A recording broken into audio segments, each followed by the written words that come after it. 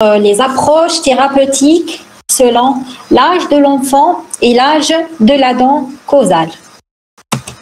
Comme nous avons vu, c'est-à-dire la dernière fois, toute pathologie de la dent permanente et mature nous oblige à reconsidérer nos thérapeutiques conservatrices en fonction du stade de formation radiculaire et apicale. Pourquoi? Puisque nos interventions vont porter sur des structures en évolution. Vous savez que les racines ne sont pas encore finalement édifiées, donc on va travailler sur des structures en évolution. Et notre premier but sera de permettre aux formations dentaires et alvéolaires de parachever leur édification. Donc l'idéal, c'est de permettre la formation d'une racine physiologique avec un apex anatomique. D'accord? Donc, vous allez voir, dans la plupart des cas, le résultat est spectaculaire. Donc, je vais vous montrer même des cas cliniques. Par contre, si la dent est nécrosée, vous allez voir, c'est-à-dire qu'est-ce qu'on pourra, c'est-à-dire obtenir comme résultat de traitement. Très bien, donc là, commençons par les thérapeutiques conservatrices. Donc là, il faut toujours commencer par la prévention. Donc, il faut agir même avant l'apparition de la carie. Donc là, la prévention primaire et l'ensemble des mesures mises en œuvre, pour empêcher une maladie de s'installer, c'est-à-dire avant l'apparition de la maladie. Donc là, quand la prévention individuelle s'adresse à l'enfant, vous savez, l'enfant, pas comme l'adulte, d'accord? Au contraire, là, il nous faut les trois volontés, c'est-à-dire celle du praticien, celle de l'enfant et celle des parents, c'est-à-dire pour pouvoir instaurer une prévention, c'est-à-dire efficace. Très bien, donc là, l'action préventive doit porter sur plusieurs facteurs.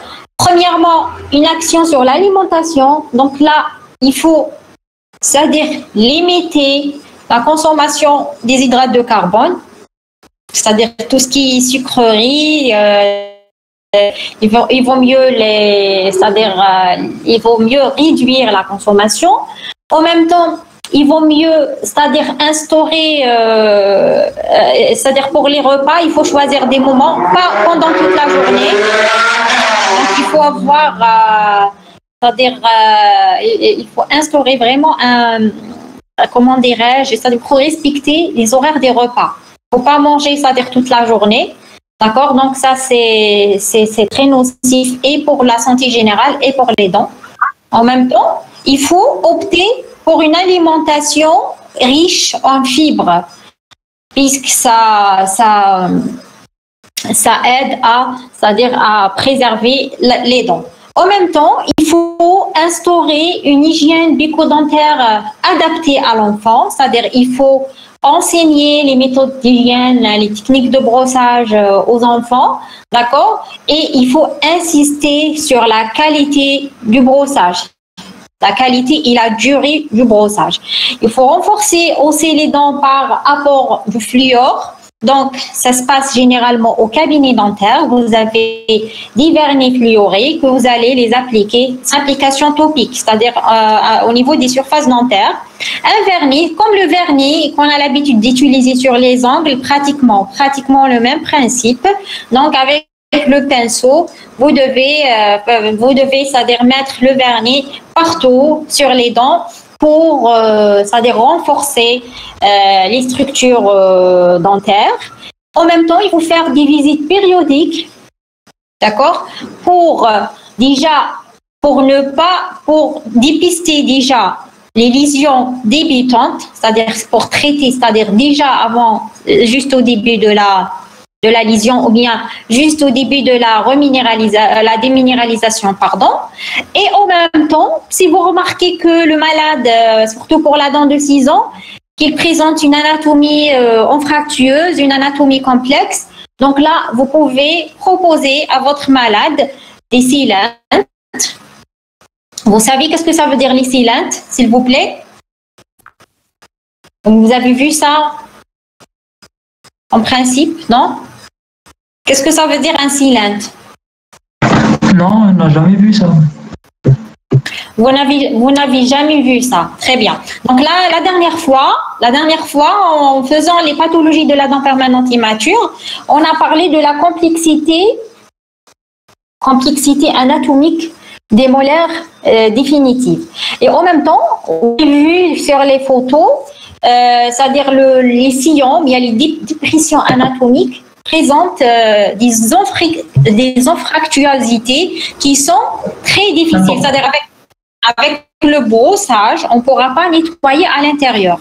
Donc là, les sealants, c'est quoi le principe? C'est pour les sealants, vous n'allez pas à utiliser des fraises, d'accord? Vous allez juste à nettoyer le sillon. Ensuite, vous appliquez un composite fluide ou bien un varionomère, c'est-à-dire spécifique pour les sealants, pour pouvoir combler, c'est-à-dire les anfractuosités, et par la suite prévenir l'apparition de la carie. Madame, c'est ça seulement des sillons. On parlait avant des sillons. Exactement, c'est ça, c'est la même chose. En principe, vous avez déjà vu ça. Oui, en deuxième année. Très bien. Très bien. C'est la même chose. Donc là, vous pouvez voir des vidéos sur Internet. D'accord. Vous notez juste sealant.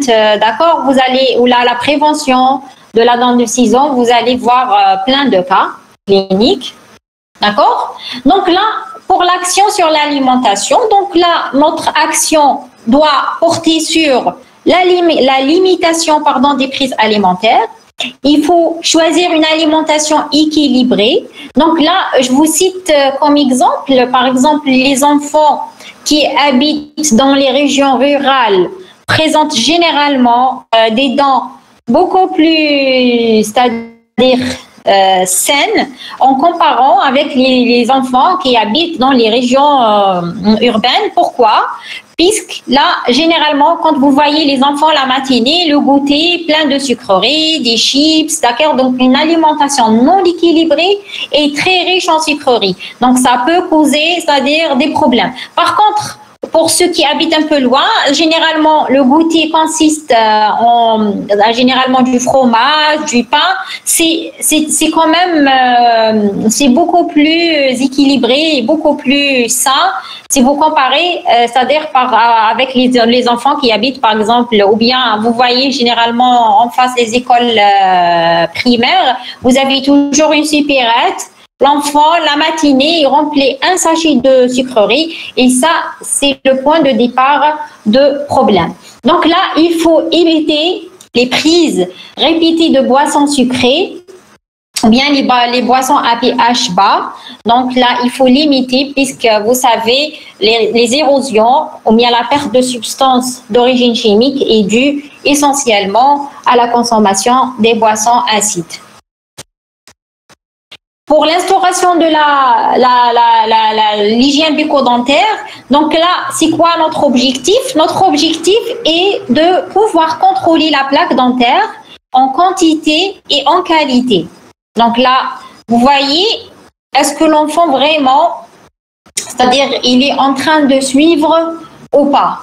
D'accord? Il faut renforcer les dents par rapport de fluor. Donc là, quel est le but d'utiliser le fluor ou bien quel est le rôle du fluor sur, c'est-à-dire la surface dentaire. Donc là, vous avez trois principaux mécanismes d'action du fluor. Le premier mécanisme, le fluor va inhiber la déminéralisation. Donc là, le fluor va renforcer la surface dentaire.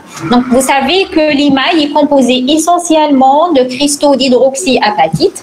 Donc là, le cristal d'hydroxyapatite, il va c'est-à-dire réagir avec le fluor, ce qui va vous donner ce qu'on appelle les cristaux fluoroapatites. Ils sont plus solides et moins, c'est-à-dire l'action acide n'est pas très importante comme sur l'hydroxyapatite. Donc ce qui ça va, c'est-à-dire renforcer l'émail. En même temps, vous pouvez reminéraliser, c'est-à-dire les lésions débutantes, c'est-à-dire au niveau de l'émail, c'est-à-dire là, vous n'avez pas encore l'apparition de la cavitation, c'est-à-dire juste le stade 0 de Cysta. Donc là, la formation d'un émail moins soluble au niveau des acides grâce à la formation de cristaux de fluoroapatite. Donc en même temps, le fluor va inhiber la glycolyse des bactéries.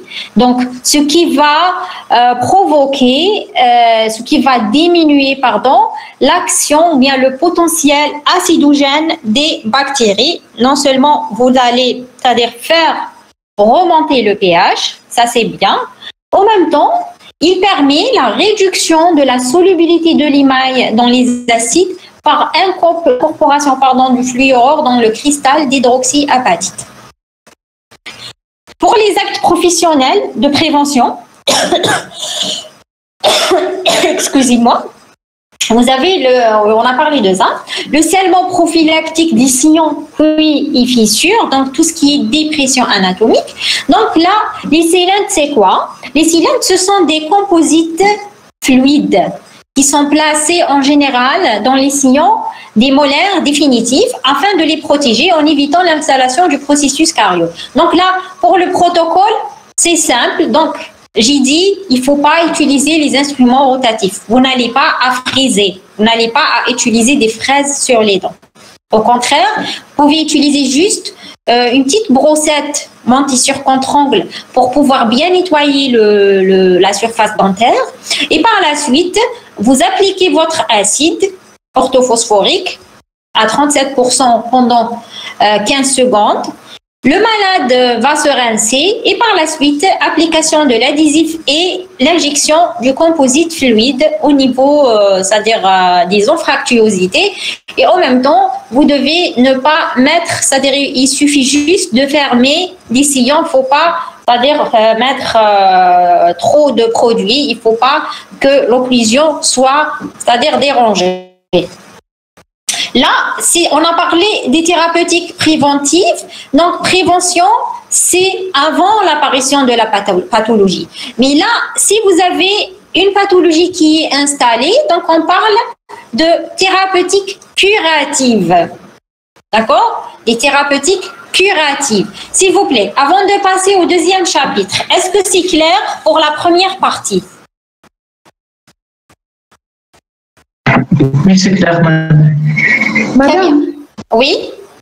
Les cylindres sont appliqués avec le ciment varionomère et le composite. Mais comme vous avez des ciments varionomères qui sont destinés, c'est-à-dire que comme fissure cylindre, c'est écrit. C'est-à-dire ce sont des ciments et généralement c'est des CVMR, ils sont dédiés pour cette thérapeutique, c'est-à-dire ils sont indiqués pour cette thérapeutique. Pas le varionomère que vous avez vu en clinique, ça n'a rien à voir. Donc il se présente sous forme de seringue, pareil, à injecter immédiatement au niveau dentaire. Est-ce que c'est clair? Oui, madame, c'est clair, merci beaucoup. Pour le composite, vous n'allez pas à utiliser un composite comme vous avez l'habitude d'utiliser pour la restauratrice. C'est un autre composite, il est fluide. Il se présente sous forme de seringue, kif, prête à l'emploi, et vous injectez immédiatement, c'est-à-dire le produit au niveau des sillons. D'accord? Donc là, pour les thérapeutiques curatives, ça veut dire que vous avez la carie est là, ou bien le traumatisme est là, vous avez la lésion, d'accord? Donc là, qu'est-ce qu'on doit faire? Donc là, pour les thérapeutiques curatives, ce sont des thérapeutiques réellement conservatrices, débutent par le diagnostic, l'évaluation du risque carieux, afin de décider des traitements les plus pertinents et ce, en considérant le statut individuel de chaque patient. Donc là, s'il vous plaît, il faut d'abord évaluer le risque carieux. Si le malade présente un risque carieux élevé, c'est-à-dire même pour le choix du matériau de restauration, c'est très important. Donc là, il faut opter pour des restaurations à base de varionomère. Pourquoi? Parce que le varionomère est très riche en fluor. Il relargue du fluor. Et là, même si vous avez c'est-à-dire la capacité d'utiliser un verre alcalin, le verre alcalin, c'est un biomatériau intelligent Pourquoi? Puisque dès qu'il y ait une baisse du pH au niveau buccal, il y aura la libération du fluor, il relargue du fluor pour équilibrer le pH. C'est ce qu'on appelle les matériaux intelligents. D'accord? Donc là, il faut déjà... Par contre, si le malade présente un risque carieux pas très important, donc, par exemple, il présente une seule carie, donc vous pouvez utiliser un composite. Mais par contre, si le malade présente un risque carieux élevé, il vaut mieux préconiser des restaurations à base de verre ionomère ou bien à base d'amalgame. Pour éviter les composites, au contraire, ça va aggraver sa situation. En même temps, il faut préserver les structures dentaires originales qui constituent la priorité de l'odontologie moderne, à la fois médicale et préventive. Est-ce que vous avez des questions en ce qui concerne cette partie?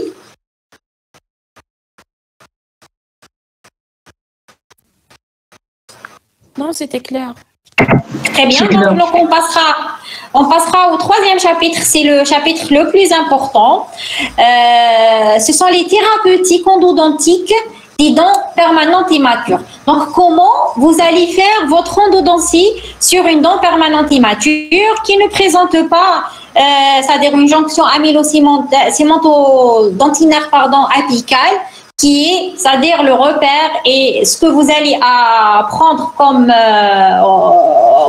c'est-à-dire, comment dirais-je, comme obstacle apical pour pouvoir faire votre obturation canalaire. Donc là, vous savez que le traitement endodontique des dents permanentes et matures était considéré comme l'un des problèmes les plus épineux de l'endodontie. Ce sont les problèmes les plus pénibles de l'endodontie. Pourquoi? Parce que vous avez des problèmes qui sont liés à un apex ouvert. Donc là, vous voyez ici, c'est une photo réelle d'un patient qui s'est présenté à notre consultation. Vous voyez, on a pris la radio, on a vu un semblant de traitement endo. Et là, pour un canal, c'est-à-dire une racine non complètement édifiée, donc le premier problème, vous avez un canal qui est large. Vous voyez ici la largeur, un canal qui est très très large, donc ce qui rend le débridement complet des parois, c'est-à-dire impossible. Vous savez, lors du traitement endodontique, vous devez faire passer une séquence instrumentale à l'intérieur du canal et cette séquence instrumentale doit toucher aux parois, c'est-à-dire pour pouvoir nettoyer. Là, si vous avez des diamètres trop importants, vous n'arriverez jamais à réaliser un débridement complet. Donc là, ça, c'est le premier obstacle.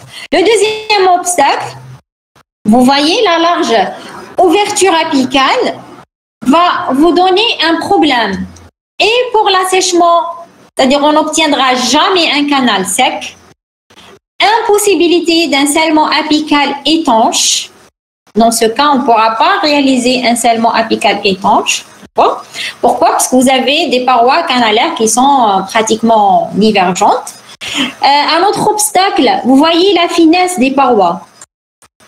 Ça, c'est un véritable obstacle, la finesse des parois, ce qui risque de provoquer une fracture de la racine. Donc là, ça, vous avez vu les problèmes qui sont liés à un apex ouvert. Donc, l'impossibilité de réaliser un débridement complet, une large ouverture apicale, vous n'avez pas le stop apical, vous n'avez pas de limite au niveau apical, donc c'est très très difficile de réaliser, c'est-à-dire une obturation canalaire dense, hermétique, dans les trois sens de l'espace. Donc, auparavant, ils faisaient des petites chirurgies, c'est-à-dire une chirurgie endodontique pour pouvoir obturer à rétro. Mais vous voyez, on a parlé de la finesse des parois, donc le risque de fracture était très important. Et en même temps, réaliser un acte pareil chez un enfant, c'est très très lourd. D'accord? Donc là, quelles sont les étiologies des pulpopathies des dents permanentes immatures? Donc là, première cause, vous avez les traumatismes. On a vu la dernière fois lors du cours des pathologies, qu'est-ce qu'on a dit? Les traumatismes touchent beaucoup plus et essentiellement les dents supérieure, avec une prédisposition masculine. Les dents les plus largement touchées, ce sont la 11 et la 21. Nous avons vu ça la dernière fois. Donc là, par exemple, dans ce cas, un malade, c'est mon cas, c'est un patient qui s'est présenté à ma consultation. Vous voyez, une fracture pénétrante et un canal. Vous voyez, les deux canaux sont très, très larges. S'il vous plaît, c'est quel stade? Comment, madame? C'est quel stade selon Nolla? Selon... Ceux qui ont été présents. Non, pas le stade 7. L'ouverture apicale sous forme d'un lambeau noir. Mais non, pas le stade 7. Pourquoi? Puisque qu'est-ce qu'on a dit? La dent, pour qu'elle puisse faire son éruption, c'est quel stade? C'est à partir du stade 8, 9, 10. Oui, maintenant vous m'avez dit le stade 9, vous m'avez dit le stade 7. La dent est déjà sur l'arcade. D'accord? D'accord, oui, madame. Donc ici, c'est le stade 8,5 de Nolla. C'est le 8,5 dans... Vous avez le canal qui est en tremblant, l'entonnoir ouvert, d'accord? Mais vous avez un début de rapprochement. Les parois parallèles. Vous voyez? Pratiquement. Ça commence à se rapprocher et en même temps, c'est pas le stade 9. Donc, c'est le stade 8,5 de Nolla. D'accord? D'accord, madame. Très bien.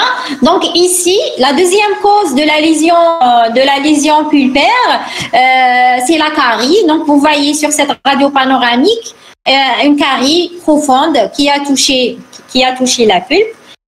Dans ce cas, c'est quel stade, s'il vous plaît?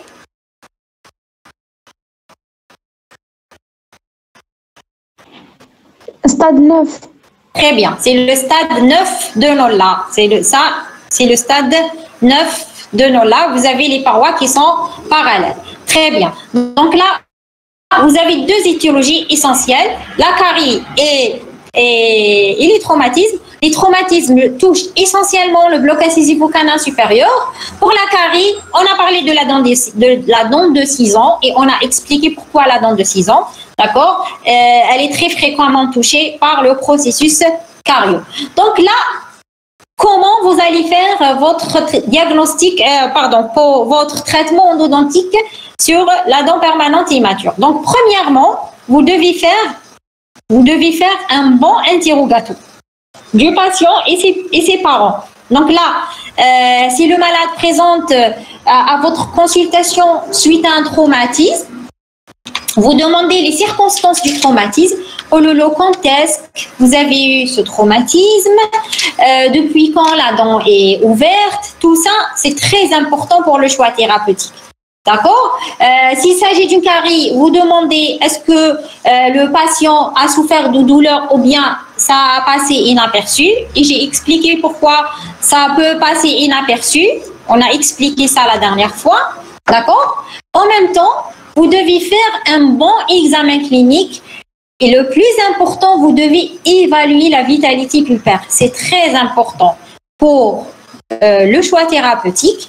En même temps, vous devez noter l'importance de la lésion et la durée d'exposition. Donc, l'importance de la lésion et la durée d'exposition, c'est en rapport généralement, donc 90%, c'est en rapport avec les traumatismes dentaires. Donc là, plus le malade consulte vite, plus le pronostic est bon. D'accord? En même temps, vous devez faire un examen radiographique. La radiographie rétroalvéolaire ou bien la RVG est indispensable. Elle est loin d'être complémentaire comme pour l'adulte. Là, elle est indispensable. On ne peut pas traiter les dents immatures sans avoir, c'est-à-dire une radio au préalable. Non seulement pour évaluer le stade d'édification radiculaire, l'étendue de la lésion, et en même temps, c'est pour pouvoir comparer les différents clichés. Je vais vous montrer des cas, c'est-à-dire comment vous faites le contrôle, le suivi et comment vous comparez les clichés. Très bien, donc là, quels sont les moyens thérapeutiques? Donc, pour pouvoir traiter, pour pouvoir faire le traitement endo. Donc, vous pouvez utiliser le premier produit qui est l'hydroxyde de calcium. Vous savez, vous avez des présentations endocanalaires prêtes à l'emploi. Vous voyez ici, c'est une présentation endocanalaire prête à l'emploi. Elle se présente sous forme de seringue avec un embolant que vous pouvez injecter immédiatement, c'est-à-dire en intracanalaire. Et en même temps, vous avez la présentation magistrale, c'est l'hydroxyde de calcium pur, il se présente sous forme d'une poudre blanche, que vous pouvez le mélanger, avec l'eau distillée stérile, ou bien avec l'anesthésique sans vaso, quand vous pouvez utiliser le sérum physiologique. Donc là, vous pouvez utiliser soit l'eau distillée stérile, l'anesthésique sans vasoconstricteur, ou bien le sérum physiologique. Donc là, c'est une option thérapeutique. Donc là, si vous avez de l'hydroxyde de calcium, vous pouvez travailler avec l'hydroxyde de calcium. D'accord? La deuxième option thérapeutique, c'est ce qu'on appelle le mineral trioxide aggregate ou bien le MTA. D'accord? C'est un nouveau produit, un produit miraculeux et c'est un produit qui donne très bien, c'est-à-dire dans les cas d'apixification, d'apixogenèse, c'est le chef de file, c'est le meilleur produit. Mais le seul inconvénient, c'est que c'est le coût du produit. C'est un produit qui coûte quand même très cher. Donc, je vais vous montrer après comment vous pouvez l'utiliser. Donc là, vous avez deux présentations du MTA. La première présentation, vous voyez, c'est une pâte grisâtre. C'est la première présentation. Mais l'inconvénient du produit, c'est-à-dire ça provoque des discolorations au niveau de la dent. Ensuite, les chercheurs ont raffiné la composition du MTA. Actuellement, il se présente généralement sous forme d'une pâte blanchâtre ou bien légèrement jaunâtre, mais pas grisâtre. Mais sincèrement, les produits disponibles actuellement sur le marché, ils sont de très bonne qualité, donc une très bonne qualité, donc ça marche très bien. En même temps, en évitant l'apparition, c'est-à-dire des dyschromies dentaires. Vous pouvez utiliser encore, si vous n'avez pas le MTA, vous pouvez utiliser à la place la biodontine. Donc la biodontine peut faire l'affaire, d'accord? Vous pouvez remplacer le MTA avec la biodontine, mais vous allez voir dans quel cas et quelle est l'indication. Très bien, donc là, commençons par les thérapeutiques pulpaires des dents permanentes immatures. On va commencer par la première thérapeutique, c'est ce qu'on appelle l'apixogenèse. Donc les thérapeutiques, je dis apixogenèse, regroupent plusieurs thérapeutiques. Vous allez voir. D'accord? Donc là, les thérapeutiques d'apixogenèse concernent la dent permanente immature à pulpe vivante. C'est-à-dire qu'il faut que la dent soit vivante. Les thérapeutiques d'apixogenèse ne concernent pas les dents à pulpe mortifiée. Ça, c'est un détail très important. Donc, c'est pour cette raison qu'il faut bien évaluer la vitalité de la dent. Pardon. Donc, l'apixogenèse, par définition, c'est quoi? C'est le développement et la formation physiologique de l'extrémité radiculaire après exposition pulpaire d'une dent incomplètement formée dans laquelle la pulpe est vivante. C'est la définition de M. Anderson en 1990. Donc, vous allez revoir ça normalement en traumatologie. Vous allez voir ce nom qui va se répéter, c'est-à-dire en traumatologie. Donc, quels sont les buts de l'apixogenèse? Donc là, le premier but, il faut conserver la vitalité pulpaire. Donc là, si vous conservez la vitalité pulpaire, ça veut dire que l'édification radiculaire va se terminer, c'est-à-dire sans problème. En même temps, le deuxième but, induire la formation d'un pont dentinaire. C'est quoi un pont dentinaire? Vous allez le voir, je vais vous montrer ce que ça veut dire un pont dentinaire sur le cliché. D'accord? Et en même temps, cette thérapeutique doit permettre à la pulpe ni infectée, ni enflammée, de poursuivre l'édification de la racine et de la fermeture apicale par la mise en place d'une jonction cémentodentinaire apicale. Donc, les buts le but, c'est-à-dire essentiel des thérapeutiques d'apexogenèse, c'est l'obtention d'un apex anatomique. C'est-à-dire un apex anatomique, un apex comme si la dent n'a pas été touchée par le traumatisme ou là bien la carie. Donc ça, c'est le but principal. Donc et pour pouvoir obtenir ce but, il faut conserver la vitalité pulpaire puisque c'est grâce à la pulpe, grâce aux fonctions de la pulpe, c'est-à-dire on pourra avoir cette édification. Donc là, quelles sont les techniques que vous allez à utiliser pour faire une thérapeutique d'apexogenèse? Vous avez 3 techniques. Soit le coiffage pulpaire direct, soit la pulpotomie partielle, ou bien la pulpotomie cervicale. Donc, vous allez me dire, madame, quand est-ce qu'on fait le coiffage pulpaire, quand est-ce qu'on fait le... Donc, tout dépend le cas. Par exemple, prenons le cas du coiffage pulpaire direct. Vous êtes en train de faire un curetage dentinaire et vous faites une effraction de la pulpe. D'accord? Vous touchez une corne pulpaire. Donc là, pour assurer, dans ce cas, c'est une lésion, c'est-à-dire c'est une perforation récente iatrogénique. Donc, vous devez réparer tout de suite. Et généralement, sur la dent temporaire, ça donne de très, très bons résultats. Donc là, vous êtes suite à un curetage dentinaire, vous faites, c'est-à-dire une effraction, pour réparer tout de suite. Pour la pulpotomie partielle cervicale, ça, c'est généralement en rapport avec les traumatismes. Donc là, et la décision thérapeutique, elle est en rapport avec le degré de perte de substance. Vous allez voir, je vais vous montrer des cas cliniques. Un cas clinique là où j'ai pris la décision de faire carrément une pulpotomie cervicale. Pourquoi? Puisque la perte de substance était très importante. Mais par contre, si la perte de substance n'est pas très importante, le trait de fracture n'est pas, c'est-à-dire la partie fracturée n'est pas très importante. Et un autre détail, c'est le laps de temps écoulé entre le traumatisme, par exemple, et la consultation. Donc là, la partie externe, elle se nécrose. Dans des cas, on est obligé d'aller, c'est-à-dire jusqu'à la pulpotomie cervicale. Pourquoi? Puisque le malade n'a pas consulté, le malade a consulté tardivement. D'accord? Donc, au résumé, oui. C'est combien ce laps de temps?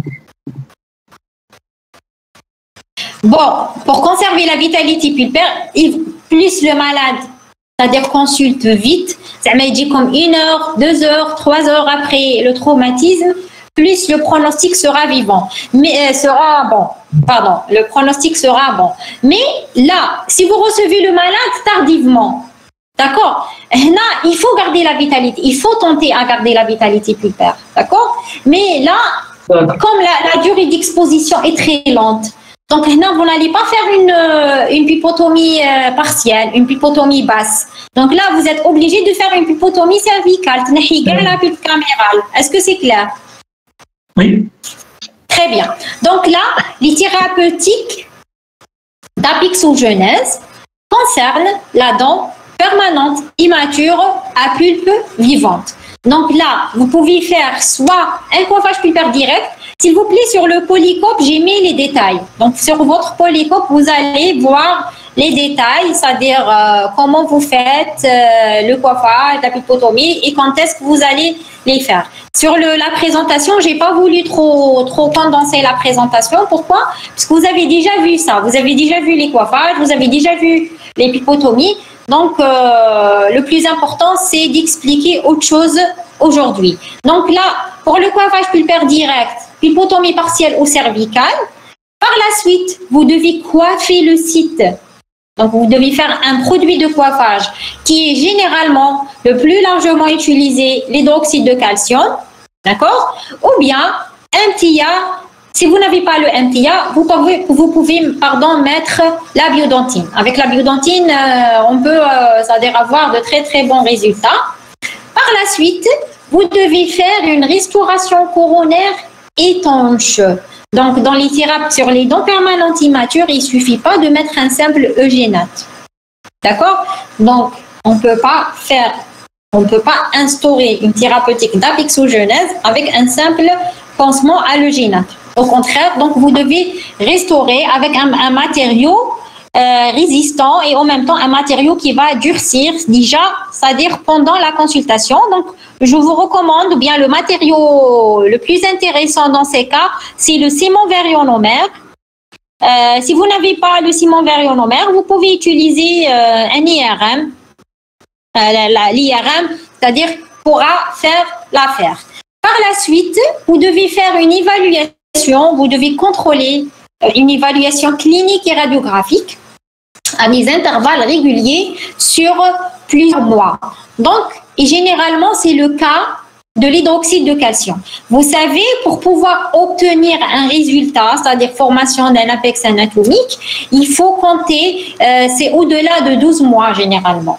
Au-delà de 12 mois, ça veut dire c'est au-delà d'un an. On peut aller jusqu'à 2 ans pour avoir un résultat avec l'hydroxyde de calcium. D'accord? Donc, qu'est-ce que vous devez faire? Vous devez convoquer le malade chaque un mois et demi. Vous faites un contrôle clinique. Contrôle clinique, vous voyez, est-ce que le malade, vous demandez au patient, est-ce qu'il a eu un épisode aigu entre les deux rendez-vous? Généralement, il rôle comme non. Vous remarquez, est-ce qu'il y a une dyschromie? C'est-à-dire, est-ce que vous avez une nécrose entre-temps? D'accord? En même temps, radiologiquement, vous contrôlez, est-ce que vous avez pu obtenir le pendantinaire? Vous allez voir qu'est-ce que ça veut dire un pendantinaire et un apex anatomique. Donc là, j'ai dit, il faut faire une évaluation, ou bien un contrôle clinique à un intervalle régulier, c'est-à-dire vous convoquez le malade c'est-à-dire un mois et demi, ou à l'intervalle régulier, sur plusieurs mois, et vous devez garder les clichés. Chaque cliché, vous devez noter la date. Là, si vous disposez d'une RVG, avec la RVG, c'est-à-dire que vous n'avez pas ce problème de stockage, il suffit juste de cliquer sur le fichier du malade et vous aurez, c'est-à-dire la chronologie, vous aurez les clichés par date. Le problème ne se pose pas sur la RVG, le problème se pose si vous utilisez une radio rétro-alvéolaire ordinaire. Dans ce cas, vous devez noter sur chaque film la date pour pouvoir comparer les clichés. D'accord? Donc, après avoir obtenu, c'est-à-dire l'apex anatomique ou bien le résultat voulu, est-ce que, à votre avis, est-ce que on doit maintenir la vitalité pulpaire ou bien on doit faire le traitement endodontique? À votre avis?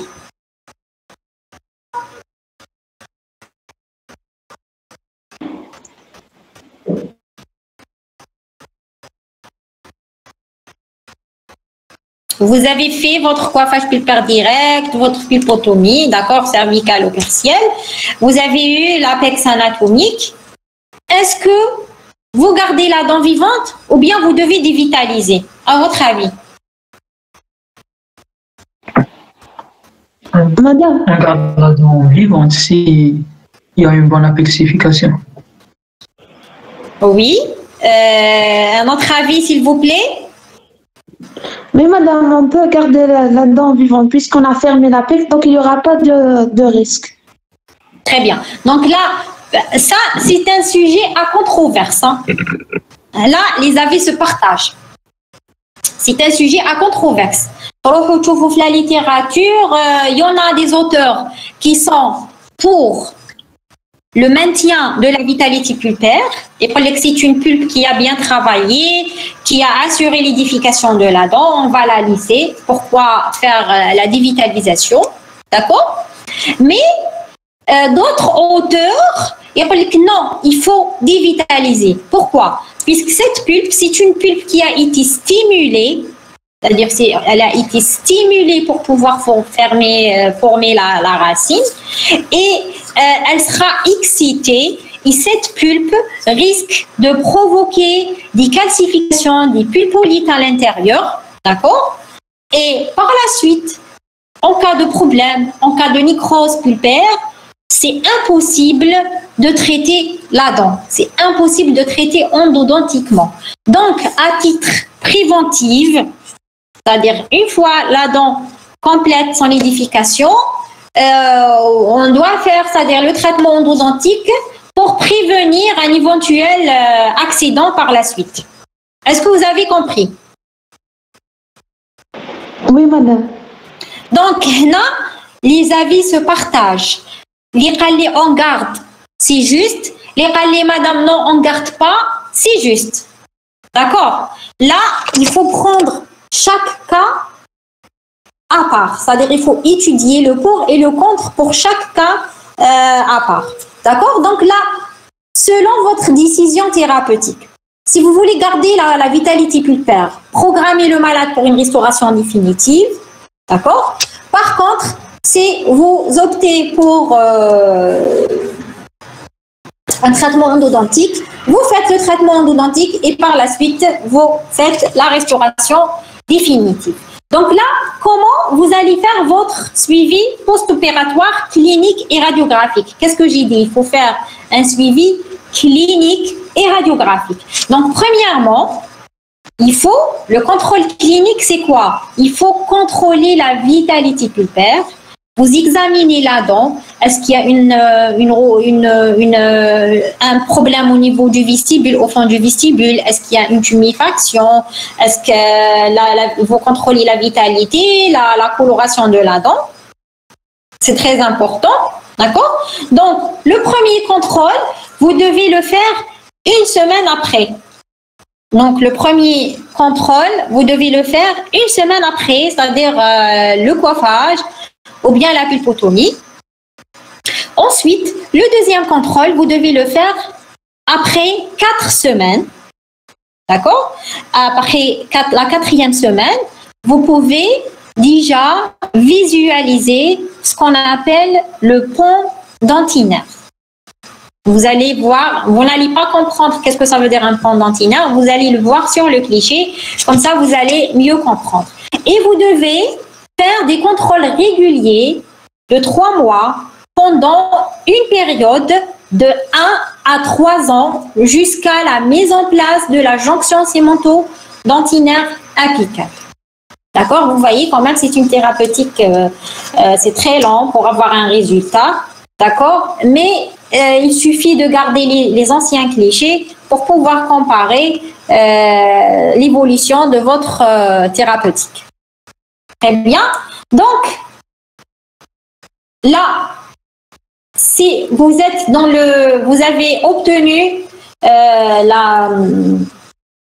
c'est-à-dire l'apex anatomique ou bien le stade 10 de Nolla. Là, j'opte, moi, personnellement, j'opte pour la réalisation de la pulpectomie. D'accord? Pourquoi? Pour éviter les risques de calcification dystrophique.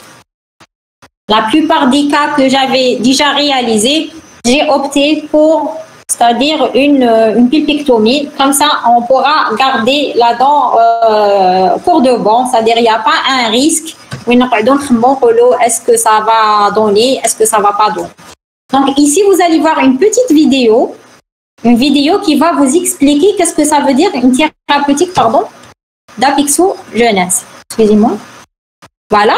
Par exemple, vous avez une exposition pulpaire. Dans ce cas, une pulpotomie cervicale, application de l'hydroxyde de calcium. Voilà. Restauration étanche. Et c'est ça, vous aurez l'élongation, une élongation radiculaire. C'est ça le résultat. Une élongation radiculaire avec formation d'un apex, vous voyez, élongation et formation d'un apex anatomique. Je vais reprendre la vidéo. Donc, pulpotomie cervicale, application du produit de coiffage. Ici, ils ont utilisé un hydroxyde de calcium, restauration coronaire étanche. Il vaut mieux invérionomère. Donc, le résultat, une élongation radiculaire et la formation d'un apex anatomique. Très bien. Donc là, je vous montre quelques cas cliniques. C'est mes cas cliniques personnels. D'accord? C'est juste pour vous expliquer la thérapeutique et comment vous voyez le résultat. Donc là, le premier cas clinique, c'est celui de Feriel. Bon, elle s'est présentée à notre consultation à l'âge de 9 ans. D'accord? Vous voyez, première consultation, une fracture pénétrante. Vous voyez? Une fracture pénétrante. Vous voyez ici le point rouge. Un point rouge sur le trait de fracture, ça veut dire que le trait de fracture a touché la chambre pulpaire. Donc, dans ce cas, vous voyez, elle s'est présentée à notre consultation. On a posé comme diagnostic une fracture avec exposition pulpaire de la 11 immature. Vous voyez le cliché? La dent est immature. Donc, qu'est-ce qu'on a fait? Donc, premier contrôle, vous voyez, on a fait, excusez-moi, voilà. Dans ce cas, j'ai fait une thérapeutique à l'hydroxyde de calcium. Donc là, j'ai mis en produit de coiffage l'hydroxyde de calcium. Vous voyez, c'est quel stade, s'il vous plaît?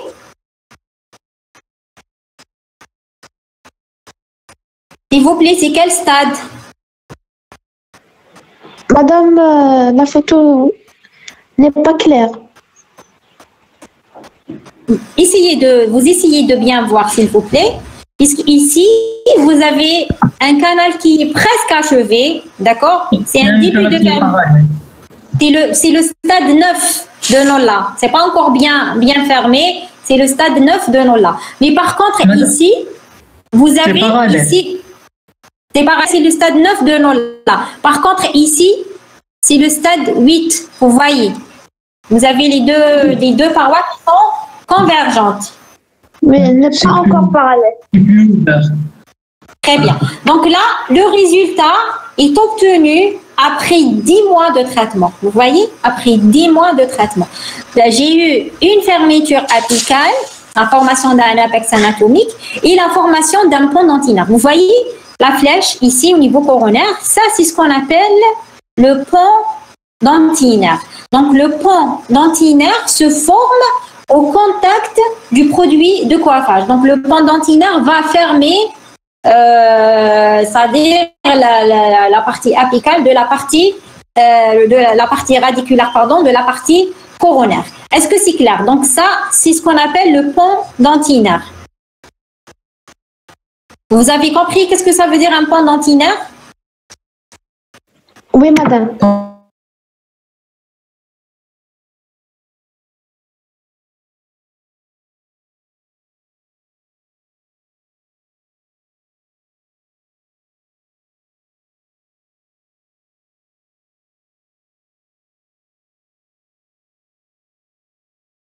Dentaire ne pourra jamais retenir le matériau de restauration. Donc là, si je veux faire une restauration, je dois chercher un ancrage corono-radiculaire.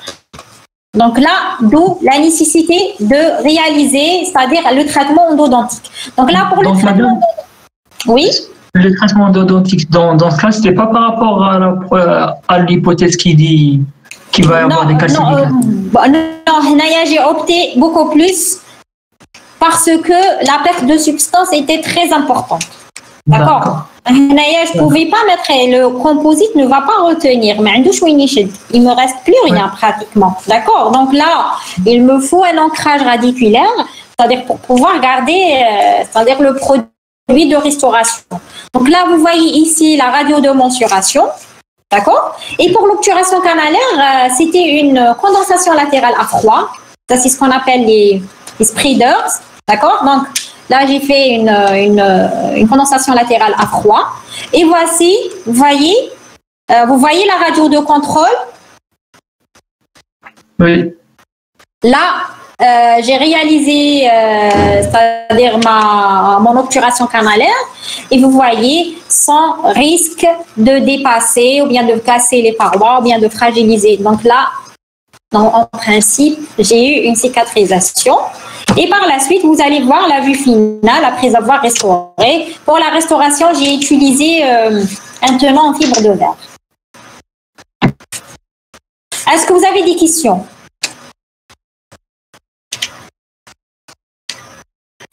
Non, s'il vous plaît. Non. Vous avez compris qu'est-ce que ça veut dire une apixogenèse? Oui. Très bien. Donc, dans votre cours, vous allez avoir les détails. Très bien. Passons à un autre type de thérapeutique. C'est ce qu'on appelle les thérapeutiques d'apixification. Donc là, les thérapeutiques d'apixification concernent les dents permanentes immatures à pulpe mortifiée, c'est-à-dire les dents immatures nécrosées.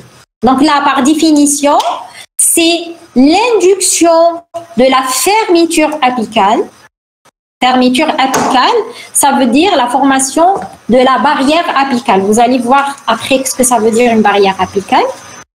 Ou bien, c'est-à-dire le cas idéal, la reprise du développement d'une dent immature dont la pulpe n'est plus vivante par la formation d'un ostéociment ou d'un tissu comparable. Donc là, vous avez deux cas de figure. Soit, c'est-à-dire les buts, soit on obtiendra juste une fermeture apicale sans allongement radiculaire. Vous avez vu la vidéo précédente, lors des thérapeutiques d'abixogenèse, on a eu l'allongement radiculaire. La racine un allongement radiculaire et une fermeture apicale. Bon, pour les thérapeutiques d'apixification, on pourra avoir juste une fermeture apicale sans allongement radiculaire. Ou bien, on pourra obtenir une fermeture apicale avec un allongement radiculaire, c'est-à-dire on pourra obtenir un apex anatomique, c'est-à-dire la dent elle va poursuivre son édification, son allongement, jusqu'à la formation d'un apex anatomique normal. Là, c'est le cas où les cellules de la gaine d'Hertwig restent encore vivantes. La semaine passée, on a parlé, j'ai fait exprès, j'ai fait un rappel sur la formation radiculaire. Pourquoi? Pour que vous puissiez bien comprendre les thérapeutiques. Là, si vous avez encore des cellules de la gaine d'Hertwig qui sont encore vivantes, on peut espérer la formation d'un apex anatomique normal. Mais par contre, si le malade consulte vraiment très tardivement et là, vous n'avez plus de cellules vivantes, dans ce cas, on obtiendra juste une barrière apicale. Très bien. Donc là, les thérapeutiques d'apixification concernent la dent immature à pulpe nécrosée. D'accord? Donc là, pour pouvoir faire, donc lors de la première séance, il faut faire un assainissement canalaire. Donc vous faites une cavité d'accès. Il faut commencer à nettoyer en intracanalaire. D'accord? Là, pour la longueur de travail, choisissez la paroi la plus courte. Puisque généralement, quand vous faites la radio, vous allez, dans la plupart des cas, le niveau des deux parois canalaires n'est pas identique. Donc là, pour la longueur de travail, ici, vous n'avez pas la jonction sémanto-dentinaire, vous n'avez pas un repère. Comment vous allez calculer votre longueur? Donc là, vous allez la calculer selon la paroi la plus courte. Vous prenez la paroi la plus courte. D'accord? Vous faites un assainissement canalaire et par la suite, vous faites une obturation canalaire provisoire à l'hydroxyde de calcium, présentation endocanalaire, avec une restauration provisoire étanche. L'idéal, c'est l'utilisation du verre ionovaire. D'accord? Donc là, ça, c'est la première séance. Ensuite, pour le choix thérapeutique, vous avez deux options thérapeutiques. La première option thérapeutique, c'est le traitement d'apixification avec l'hydroxyde de calcium. Donc, qu'est-ce que vous devez faire? Vous devez à chaque fois contrôler le malade cliniquement et radiologiquement, d'accord? Et la même chose. C'est quoi la différence? Quand vous faites la radio et vous constatez que le canal est vide, puisque l'hydroxyde de calcium, c'est un produit qui se résorbe. C'est une pâte résorbable. Donc là, le canal, généralement, l'hydroxyde de calcium présente la même radio-opacité que la dentine. Donc là, si le canal est bien rempli, vous n'allez pas constater la différence entre les parois et le produit. À ce niveau, ne touchez pas vos lycées. Vous faites juste le contrôle clinique et radiographique et vous libérez le malade. N'intervenez pas. Mais par contre, si vous voyez que le canal est vidé, dans ce cas, vous devez mettre un autre apport d'hydroxyde de calcium. Vous devez répéter cette opération jusqu'à l'obtention d'une barrière apicale minéralisée, c'est-à-dire jusqu'à l'obtention d'une fermeture apicale minéralisée. Donc, c'est une thérapeutique qui est très, très lente. C'est-à-dire là, pour obtenir un résultat, on peut aller jusqu'à 3 ans. D'accord? La deuxième option thérapeutique, c'est la plus recommandée. Pourquoi? Puisque vous pouvez faire votre apixification en 2 séances uniquement. On peut dire en 3 séances, puisque la première séance, vous avez fait l'obturation provisoire à l'hydroxyde pour assurer, pourquoi? Pour assurer la désinfection, une médication en interséance. C'est juste pour assainir, bien nettoyer le canal.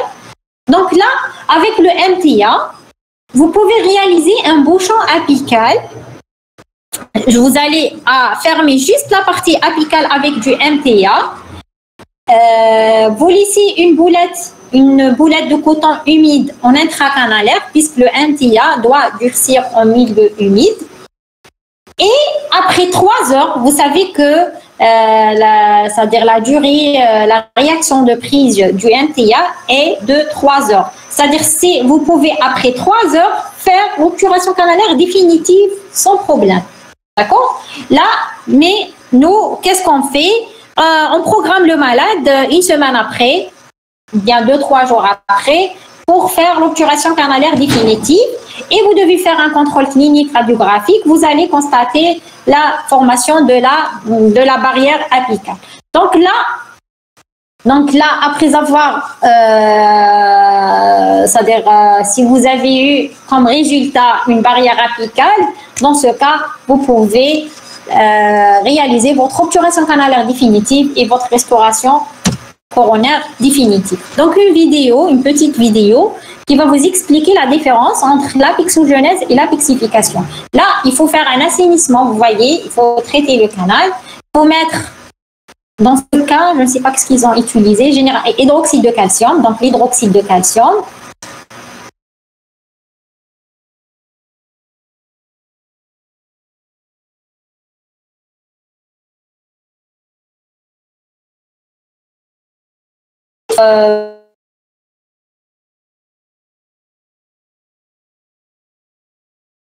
Rapidement, vous pouvez faire votre obturation canalaire définitive.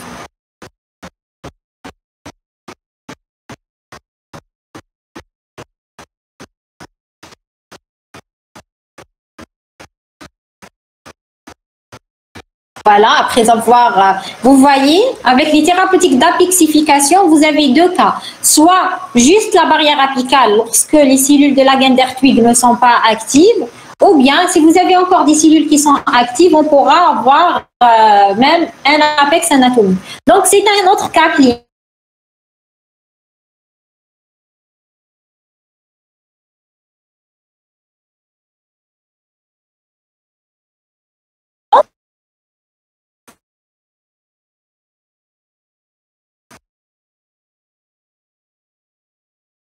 Reçu le malade après, c'est-à-dire pratiquement 4 ans.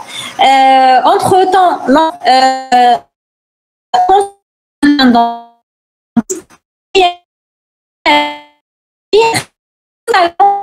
c'est-à-dire là, j'ai pas trouvé le premier cliché. Et ici, il a une faction individuelle.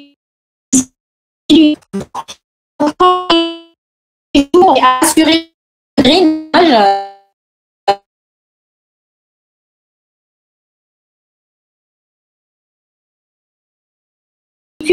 c'est-à-dire obtenir une barrière apicale. Donc là, pour visualiser cette barrière, j'ai utilisé, vous voyez, ça c'est un cône de Gutta. j'ai enfoncé un cône fin pour pouvoir matérialiser ma barrière apicale. Ça, c'est ma barrière apicale.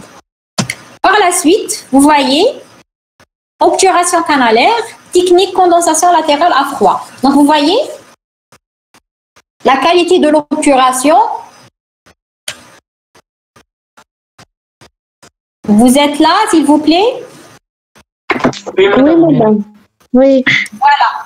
Donc là, vous voyez, j'ai pu, c'est-à-dire obturer sans dépasser. Pourquoi? Puisque j'avais ma barrière apicale. C'est-à-dire que la barrière, vous pouvez la jauger avec un instrument endodontique. Il y a un obstacle. Mais en même temps, il ne faut pas la trop... Il faut pas... Pourquoi j'ai utilisé le cône de Guita pour matérialiser la barrière? Pour ne pas la détruire. Imaginez, si j'enfonce un instrument endodontique, je risque de la détruire. C'est pour cette raison, j'ai utilisé le cône. Bon, ça c'est mon astuce personnelle, d'accord? Donc, j'ai utilisé le truc pour ne pas liser ma barrière et en même temps pour pouvoir la matérialiser sur le cliché. Est-ce que c'est clair en ce qui concerne l'apixification avec l'hydroxyde de calcium? Oui, madame, c'est clair. Très bien, donc je vais vous expliquer la deuxième option thérapeutique. C'est l'apixification avec le NTA. Donc là, pour la technique, elle se déroule en 2 temps.